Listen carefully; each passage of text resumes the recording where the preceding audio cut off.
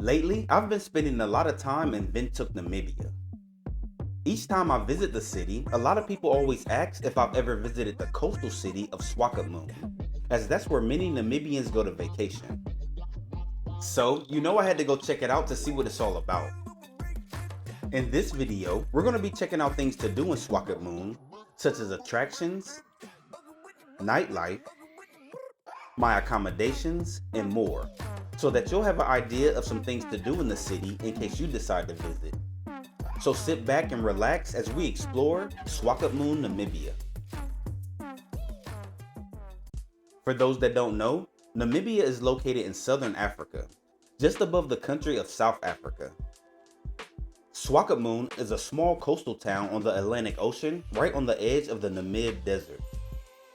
It has a population of only 50,000 people, and surprisingly, over half the population is white.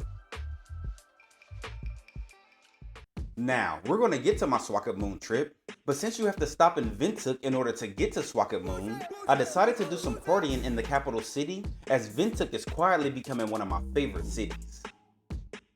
So my first night in Windhoek, I was invited to the popular club, Temperature. This is probably the best place to party in the city if you're not from here. Everyone is super friendly, the drinks are very inexpensive, there's beautiful women everywhere, and the DJs are incredible. Over the course of the weekend, I also went to other night spots like the Loft, which isn't the best, but still a good time once you meet some people. And I'ma make it do what it do. While in the city, I also found a new daytime chill spot that I love called Vinyl's Music Cab, which plays a lot of old school R&B and contemporary music straight from a vinyl record player. Plus at night, they sometimes bring in local bands. I tried some new restaurants around the city, had some laughs with some old friends, and just had an all-around good couple of days. But after spending some time in Windhoek, I rented a car to finally go to the coast to check out Swakopmund, Namibia. So the drive from Windhoek to Swakopmund takes about 3.5 hours, and the rental car cost me about $35 US per day, a bit more costly than I expected. The drive was very easy and relaxing, mostly straight roads and desert as far as you can see. Now, once I arrived in Swakopmund, I was a bit shocked. It literally looked like I was in a village in Germany, minus the palm trees, of course. Everything from the architecture of the buildings to the residents, who were mostly white by the way, is what made this place feel like I was in Germany. If you didn't know, when I first started traveling about 13 years ago, Germany was one of the first places I visited. Now, I was told about all this prior to my visit, but to actually see it was surreal. Anyway, after I dropped my things off at my Airbnb, one of the first places I visited was Desert Explorers Adventure Center. This place was awesome. Since Swakopmund is located right in the Namib Desert, it has a mix of adventure as well as breathtaking scenery. Desert Explorers has many activities to choose from, like camel rides, quad biking, sandboarding, kayaking, and much more. I decided to try quad biking and sandboarding, and it was an absolute blast. Quad biking through the huge golden sand dunes was so much fun. The speeds that we were going, combined with the beautiful desert views, made it an unforgettable experience. Sandboarding was just as exciting. Sliding down the dunes felt like surfing on sand, and I literally couldn't stop smiling because of how much fun it was, even when I got a mouthful of sand. The weather was perfect this day, not too hot, with a gentle breeze that made the desert feel even more magical. If you're visiting Swakopmund, Desert Explorers is for sure a must visit. I'll definitely be coming back here to try all the other activities they have to offer. Now, I've never been partying in a city this small in Africa, so I was definitely eager to see what it was all about. A few of the locals I met while at the Adventure Center recommended that I visit Beer Garden Lounge and Grill. This was a cool little bar, and the beers were so cheap that they were basically free. The place was a bit packed this night, but the energy of the people, as well as the great DJ, helped make it a very fun night. While in town, I also visited the lounge Infinity. This place had more of a club feel, but just like at Beer Garden, the beers were very inexpensive and the DJ was awesome. As most of you know, small town bars are much different than the ones you'll find in bigger cities. But when you're surrounded by fun and energetic people like I found in Swakopmund, you're sure to have a good time. Swakopmund also has some pretty good restaurants that served really good food. My favorite restaurant in the city was a restaurant called Jetty.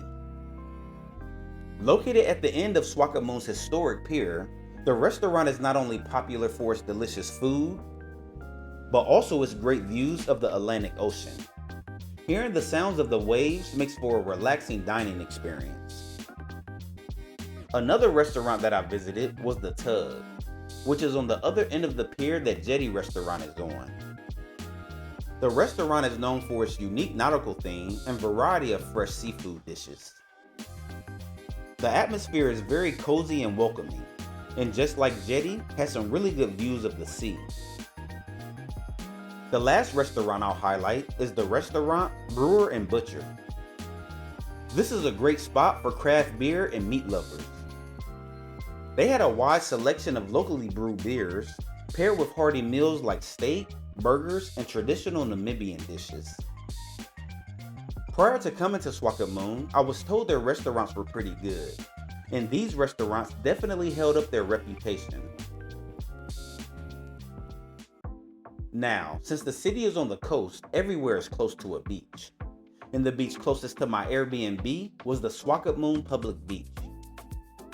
This was a nice place to relax and enjoy the beauty of the Atlantic Ocean. Located right along the town's coastline, it's easy to find and close to many other attractions. Surrounding the beach, you'll find plenty of cafes, restaurants, and shops, making it easy to grab a bite to eat or pick up some souvenirs. One of the attractions next to the beach was the Swakopmund Museum, so I decided to go in and learn about the history of Swakopmund. The Swakopmund Museum is the largest privately run museum in the country and gives a glimpse into the town's history. Swakopmund was founded in 1892 during German colonial rule, and its history is deeply tied to German culture and architecture, which still influences the town today. Visitors to the museum can see exhibits on Namibia's natural history, early German settlers, mining, and local wildlife.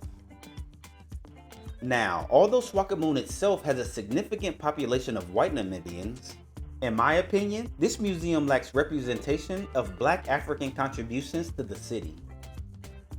Despite this, the Swakopmund Museum is still worth visiting for its insight into a unique part of Namibian history and the chance to learn about the country's complex past. As far as my accommodations, I stayed in an Airbnb apartment located right in the middle of Swakopmund, about a 4-minute drive from the beach. Like most places in the city, it was in walking distance of a few shops, restaurants, and bars. The apartment was in a gated community and came equipped with Wi-Fi, a TV, 2 bedrooms, a large balcony with a grill, full kitchen, and much more.